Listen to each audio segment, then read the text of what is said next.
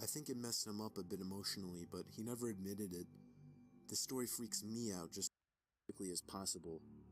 I have never gone back down in that basement. Stepdad and 2 dogs went to the beach for a weekend. We rented an apartment all the way at the back of the shore. The apartment had nothing again. He got up once again and turned the TV back on emotionally, but he never admitted it. Alright guys, The story freaks me out just reaction to imagining these it. horror stories. So I'm pretty sure my dad was 10 years old and he was home alone for whatever reason. He was watching TV in the living room. It was the only TV in the house. And all of a sudden, the TV just shut off. So he got up and turned it back on. To do that. It was an old shitty TV, so it wasn't weird at all. When he got back on his couch, it happened again. He got up once again and turned the TV back on. And again it turned off. He repeated this process a couple more times before he started to look for the remote. While looking for the remote, he walked over to check behind one of the couches and saw a man hiding in the corner, holding the TV remote. My dad described the man as having long, messy hair and a crazed look in his eyes. He gave my dad a smile, and my dad ran out the front door screaming like a little girl. He went to his neighbors, who called the police. The man was still in the house when the police got there, so he was arrested. My dad told me that he still assumes the man was either homeless or crazy. Either way, this story is downright terrifying. My friend told me about something that happened to her when she was younger, about 8 or 9. She was walking home from school and got her key out to let herself into the house. Her single mom worked and came home later on weekdays. As she reached up to put the key in the door, her mom opened it in a dressing gown, having left work sick. Instead of greeting her, she looked straight past my friend and immediately said, "Who are you?" My friend turned around, and a man in a long coat hurried back down the path and down the street. Being ill that day had possibly saved her daughter from something potentially horrible happening to her. Jesus.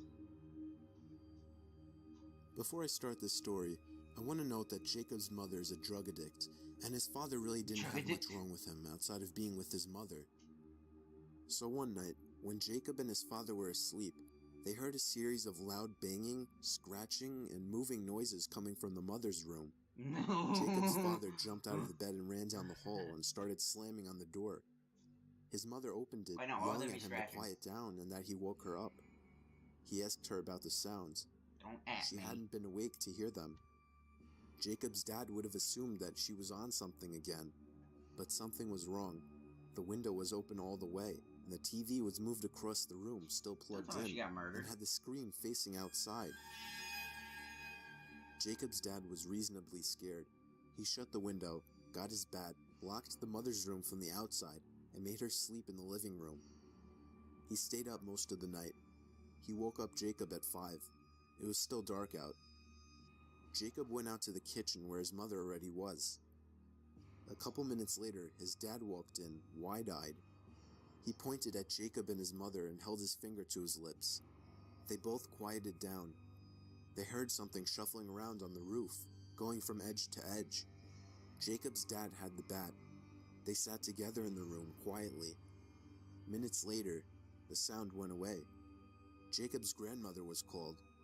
She was asked if everybody could stay over there for a little while. Oh, yeah. She said yes and told them she'd come pick them up. Jacob finished eating and went to go sit on the couch. There was no TV in that room, so he sat in silence.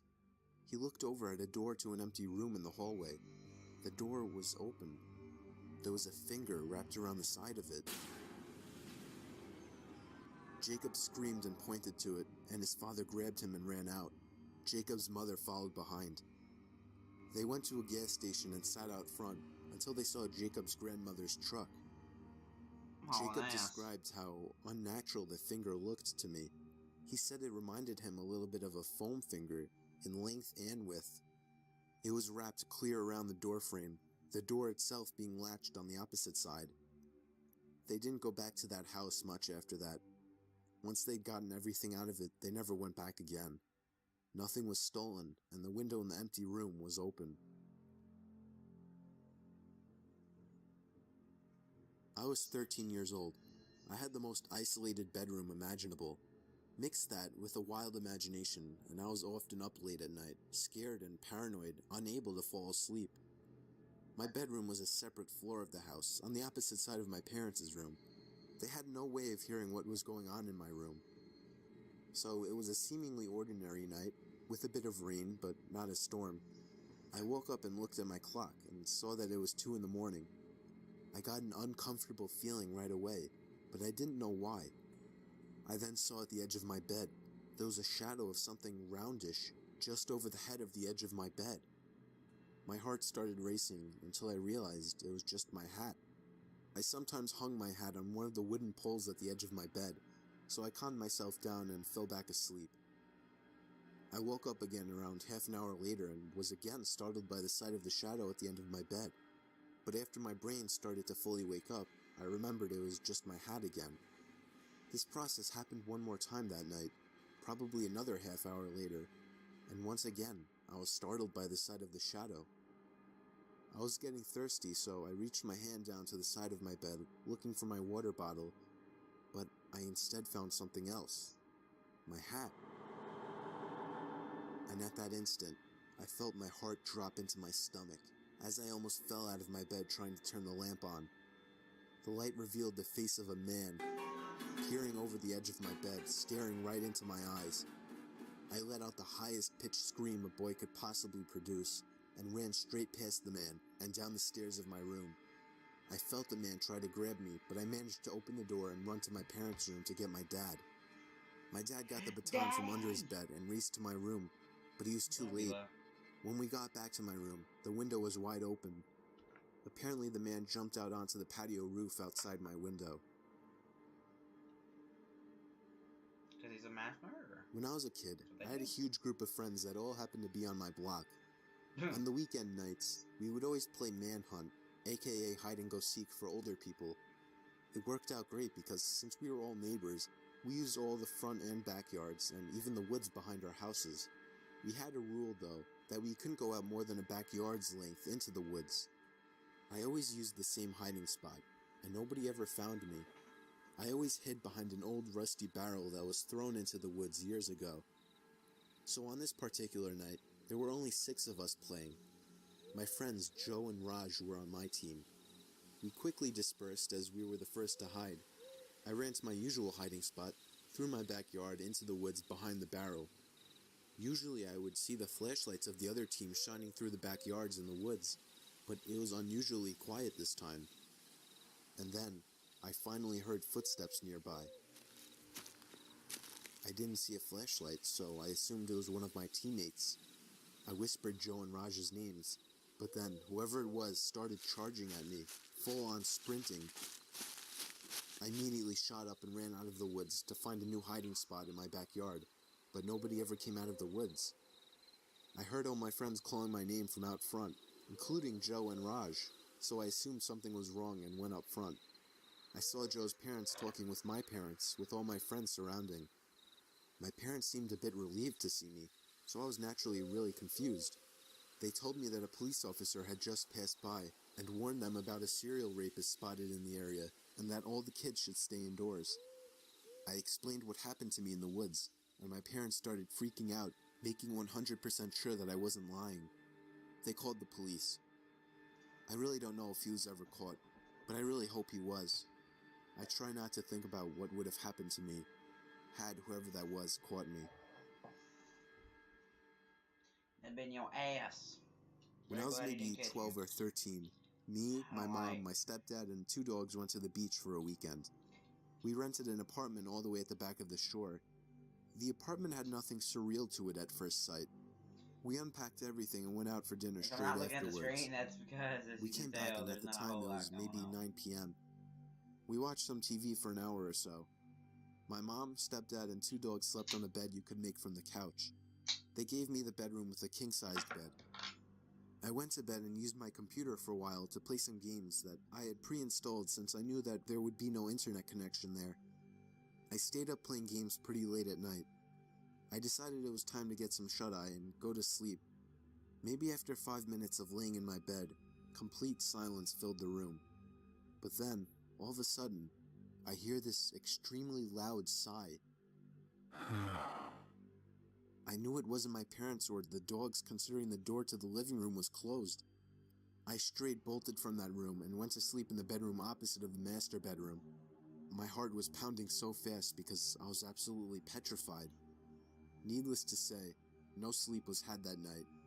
I told my parents about it the next morning, and they told me it was probably just my imagination, but I was certain it was not. I don't know, it was a damn This story still setup. gives me nightmares to this day. I was staying with one of my best friends in North Carolina where I had a job interview. North Cali. I was coming from New Jersey, and my friend Mike offered to let me crash at his place for a few days. He didn't necessarily live too close to the company I was interviewing for, about 2 hours away, but I also just wanted to see one of my good friends again. So this happened after the second interview. I came back to Mike's place in a good mood as I had been offered the job on the spot. We celebrated in the yard that night with a few friends and a few beers, or a lot of beers. We stayed up late and basically got shit-faced. People were coming and going all night. That's the kind of person Mike is. He didn't really keep track of who entered and left his house. Hell yeah, man. So at about 4 in the morning, after everyone had left, we called it a night. I struggled to make it up the stairs and to the bathroom. I drained the snake and soaked my face with hot water, and it was at that moment that I thought I could see something in the corner of my eye. I turned to the half-open door and saw an eye poking in at me through the crack of the door. I let out a loud, holy shit, and in my drunken, klutzy state, I fell to the floor. When I got back on my feet, the eye was gone. I stumbled out of the bathroom and called Mike's name. I heard him call out in response from downstairs in the kitchen. It couldn't have possibly been him. I didn't hear anyone go down the stairs, but I asked if he was up there anyway. Expectedly, he replied with a no. I can't remember fully, but I assume I just brushed it off under the assumption that I had too much to drink. I made it to the guest bedroom and basically fell onto the bed, barely managing to throw the covers over myself. You know when you're drunk you fall asleep easier. That's an understatement. I think I fell asleep seconds after falling onto that bed, only to wake up after an unknown duration of sleep. I immediately felt the unbearable headache coming on, and began to rub my head. It was probably a little before sunrise. The room was a bit chilly. My foot was sticking out of the covers, hanging over the edge of the bed. And then it happened. I felt something extremely cold grab onto my foot and start stroking it. I then heard a raspy voice whisper the words, "Can you help me?" I sat up and screamed at the top of my lungs before sprinting out of the bed and out of the room, meeting Mike at the top of the stairs. I called the police and they arrived shortly. The intruder was actually a woman in her late 40s who clearly suffered from some kind of addiction. She admitted to simply walking right into Mike's house and hiding in a closet. The eye I saw was hers, peeking at me while in the bathroom. I always make sure to cover my feet with my sheets now. I'd have kicked her It ass. was the dead of winter in Cali. Me and a couple buddies were on a skiing trip by South Lake Tahoe. We stayed in a big luxurious log cabin for a few nights. On the third night during a blizzard, I got up to get a glass of water late in the night. As I crossed the cabin over to the kitchen, there was a frantic knock at the door. I was a bit spooked that somebody would be knocking this late. I thought maybe I should just ignore it and let them go away. But I realized they knew we were there, as my car was parked right outside. I also had the thought that maybe somebody was in trouble and needed to get out of the dangerous weather. I tiptoed over to the door and waited for another knock. It didn't take too long before the knocking came again, this time much louder and more frantic. Who is it? Okay, that knock is code for it's Nobody cold answered. outside. I asked again louder, but there was still no answer. After I asked this, there was no more knocking.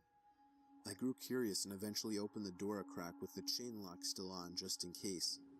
Nobody was outside. I undid the lock and opened the door completely. There were footprints in the snow leading away from the cabin.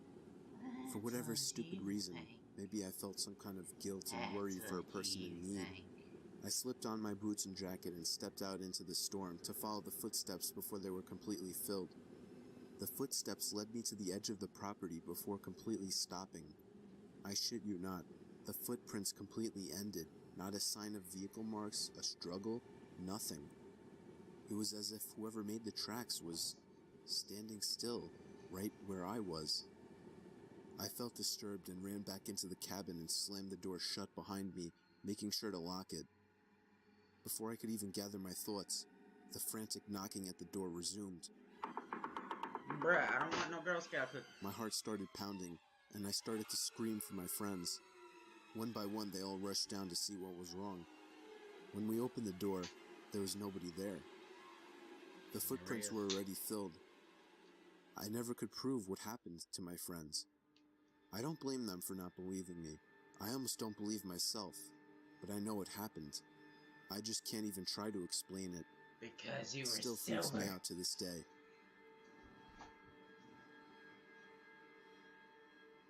My friend and I were going to a party a few hours out of town, so we decided to stay at her family's holiday house about an hour south of the party. We arrived around mid-afternoon, and it was winter in a holiday town, so the area was completely empty. No other cars on the street. When we left for the party, I spent a moment deciding whether to pull the gate all the way closed. Yes. I'd had some trouble opening it earlier when we arrived, and if we were getting home late at night, I didn't want to be stuck outside. I ended up deciding to shut it for security. The party was great. We got back to the house around 12:30, and the gate was open. I immediately felt on edge because not only did I know that I had locked it, but I knew it couldn't just blow open in the wind. But I didn't want to make a big deal, so I was vague when my friend asked me if I'd shut it. What the hell's wrong with you? We went inside and decided to make a snack. I'd make a I was huge wandering deal through out the of house this. when suddenly my I friend know, raced bruh. from the kitchen into the Lock that hallway gate. and virtually tackled me to the Shit about to go ground. down. She was convinced she'd heard someone walking around outside. Because she is. We tried to calm ourselves down, but we had no cell reception and there was no one else around.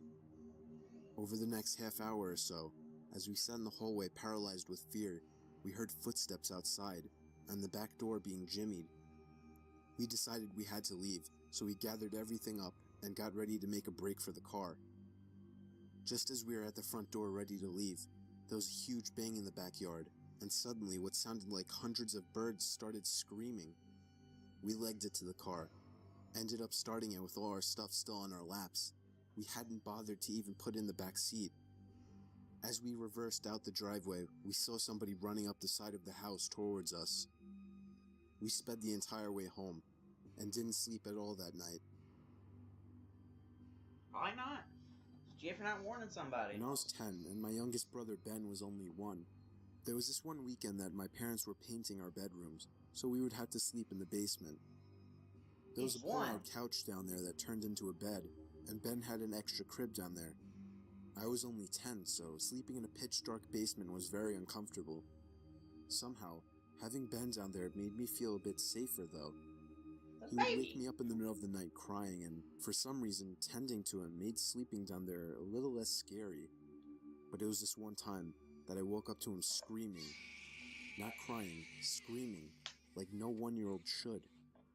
I was scared shitless immediately and ran over to him to see what was wrong. He was standing up looking at me, pointing to something. I looked in the direction he was pointing at. He was pointing into the pitch-dark boiler room right next to his crib. I felt like 1,000 knives just stabbed me in the chest, and even through the heat of the moment, I vaguely remember the faint sound of something falling over in the boiler room, and I felt as if I was being watched in that basement. I grabbed Ben and got the hell out of there as quickly as possible. I have never gone back down in that basement.